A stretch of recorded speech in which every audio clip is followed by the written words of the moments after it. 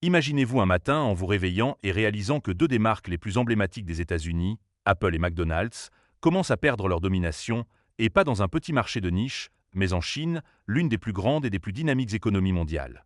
Ce qui était autrefois considéré comme une occasion en or se transforme rapidement en un défi majeur.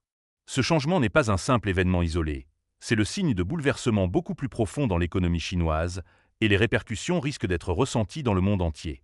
Pourquoi cela devrait-il nous intéresser? La Chine est en train de réécrire les règles du succès dans le commerce mondial.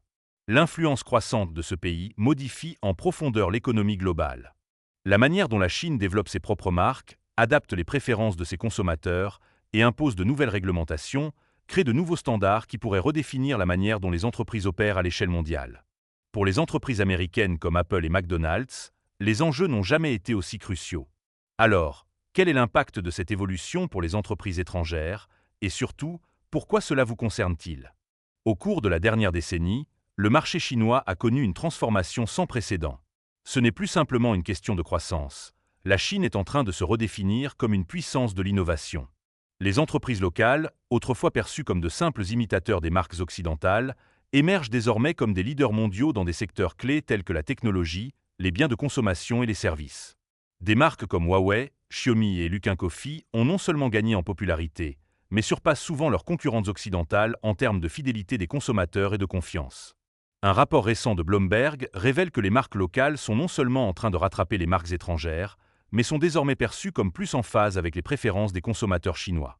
Avec les progrès rapides de la Chine en matière de technologie et ses nouvelles politiques gouvernementales, le marché local devient un véritable laboratoire d'innovation et de compétition. Huawei, par exemple, a été à l'avant-garde de technologies de pointe telles que la 5G et l'intelligence artificielle. L'entreprise est passée d'un acteur régional à un géant technologique mondial. Comme le souligne le Dr Jean-Paul Larsson, expert des marchés asiatiques, le paysage corporatif chinois a évolué. Il ne s'agit plus de copier les modèles occidentaux, mais de définir les tendances et de repousser les limites. Cela signifie-t-il que les marques américaines font face à un déclin permanent en Chine? Pas nécessairement. Mais les données suggèrent que ce changement est significatif et durable. Les préférences des consommateurs évoluent profondément, et ce changement ne semble pas être un simple phénomène passager. Une étude de 2023 menée par Global Times a révélé que plus de 70% des consommateurs chinois préfèrent désormais les marques locales aux marques étrangères. C'est un virage radical par rapport à il y a 10 ans, quand les marques occidentales dominaient largement le marché chinois. Ce changement s'inscrit dans la nouvelle stratégie économique de la Chine, le modèle de double circulation, qui met l'accent sur l'autosuffisance et encourage la consommation intérieure.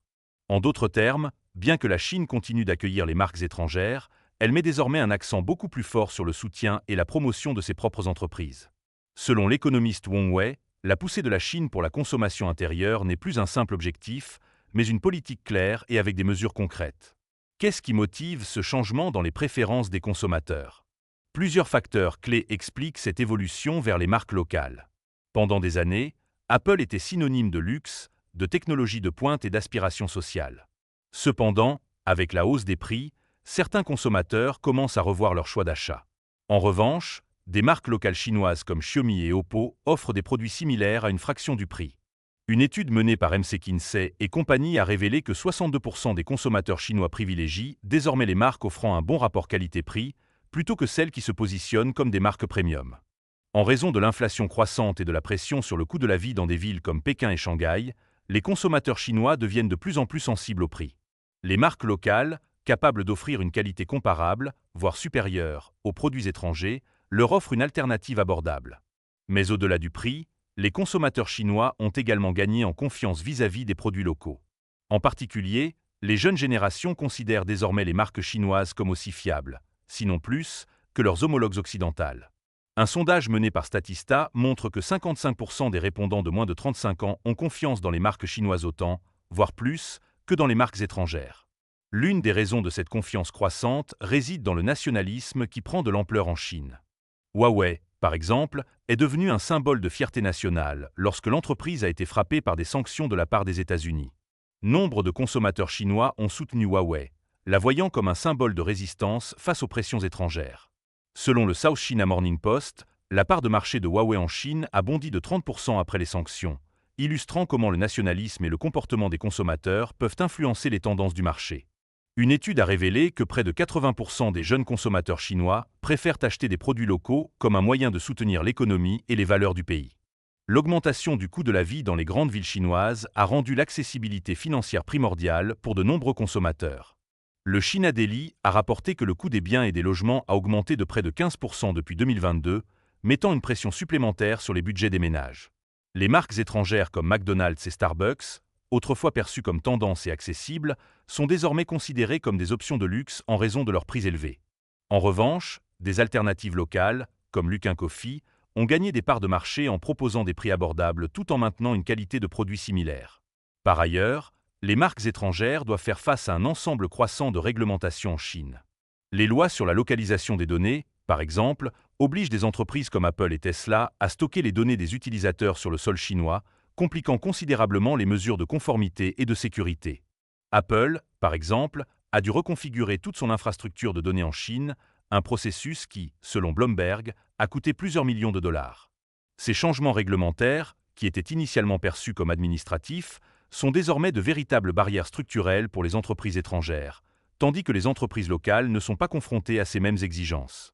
Enfin, la durabilité est devenue un enjeu majeur pour les consommateurs chinois, en particulier parmi les jeunes générations, qui considèrent le changement climatique comme l'un des défis les plus urgents de leur époque.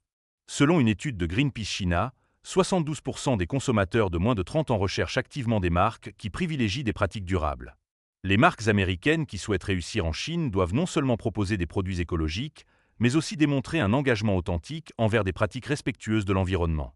Starbucks, par exemple, s'est engagé à fonctionner entièrement avec de l'énergie renouvelable dans toutes ses succursales chinoises d'ici 2030, renforçant ainsi son attrait auprès des consommateurs sensibles aux enjeux environnementaux. Pour réussir en Chine, les marques doivent également établir des liens émotionnels avec les consommateurs. Ce n'est pas seulement une question de vendre un produit, mais de créer une relation plus profonde avec le public, en respectant la culture locale et en comprenant ce qui compte pour eux. Les campagnes d'Apple qui célèbrent les traditions du Nouvel An chinois et mettent en valeur des récits sincères sont un excellent exemple de cette approche. McDonald's, de son côté, a compris l'importance de l'adaptation culturelle.